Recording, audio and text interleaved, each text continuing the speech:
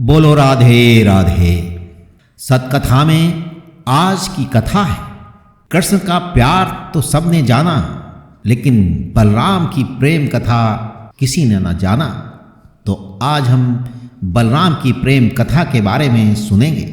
कुछ प्रेम कहानियाँ एक युग की होकर युगों युगों तक चर्चित रहती हैं, तो कुछ दिलों के रिश्ते एक युग में पूरे न होने पर तीसरे युग में आकर मिल जाते हैं। ऐसी ही प्रेम कहानी है बलराम और रेवती की। तो आइए सुनते हैं इस कहानी को, लेकिन इससे पहले चैनल को सब्सक्राइब करें, लाइक और शेयर करें। महाभारत काल में सबसे चर्चित प्रेम कहानी कृष्ण जी और राधा जी की रही है। आज भी प्रेम का प्रतीक ये दोनों माने जाते हैं, मगर उनके बड़े भाई बलराम की प्रेम कथा, अनसुनी प्रेम कहानी कई युगों से चलकर पूरी हो पाई। ये कहानी है श्री कृष्ण के बड़े भाई और शेषनाग अवतार बलराम और उनकी पत्नी रेवती की प्रेम की।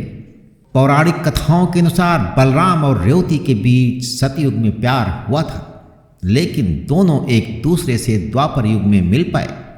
गर्ग संहिता के मुताबिक रेवती पूर्व जन्म में पृथ्वी के राजा मनु के पुत्री ज्योतिष्मती थीं, और एक बार मनु के पूछने पर रेवती ने उन्हें बताया कि धरती पर सबसे शक्तिशाली व्यक्ति से ही उनका विवाह होना चाहिए। यही सवाल मनु ने इंद्र से किया, तो उन्होंने वायु को उपयुक्त बताया, मगर वायु ने पर्वत को ज्यादा बलशाली कहा। इसी तरह पर्वत ने जो है पृथ्वी को, अंत में धरती ने जो है शेषनाग को पूरी धरा पर सबसे शक्तिशाली बताया। इसके बाद ज्योतिष्मती ने शेषनाग को पति पाने के लिए ब्रह्मा जी की कठोर तपस्या की।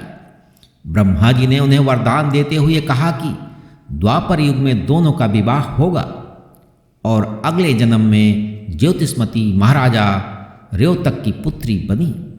पौराणिक कथा के अनुसार सतयुग में पृथ्वी पर जो है रेवतक नाम के सम्राट थे, जिनकी बेटी रेवती थी, और रेवतक ने रेवती को हर तरह की शिक्षा दिलाई। विवाह योग्य हुई रेवती के लिए राजा रेवतक ने पूरे पृथ्वी पर जो है योग्य वर खोजना शुरू किया, लेकिन कोई नहीं मिला। चिंतित महाराज ने वर की तलाश में ब्रह्मलोक जाने का तय किया, और रेवती के साथ वे ब्रह्मलोक पहुँचे तो वहाँ वेद गाए जा रहे थे। पाठ खत्म होने पर रेवतक ने ब्रह्मा जी को अपनी बात बताई। इस पर ब्रह्मा जी ने कहा कि पृथ्वी लोक पर लौट जाइए, वहाँ श्री कृष्ण के भाई बलराम रेवती के सुयोग्य वर साबित होंगे। रेवती के लिए योग्य और शेषनाग अवतार बलराम जैसा वर पाकर रेवतक बेहद खुश हुए और रेवती को लेकर भूलोक पर आ गए। पृथ्वी पर मनुष्य और जीव जंतु के छोटे आकार देखकर दोनों आश्चर्यचकित रह गए। वहाँ मौजूद मनुष्यों से पूछा तो पता चला कि ये द्वापर युग है। ये सुनकर वे घबरा गए और श्री कृष्ण के भाई बलराम के पास गए। उन्हें ब्रह्मा जी द्वारा कही बात बताई।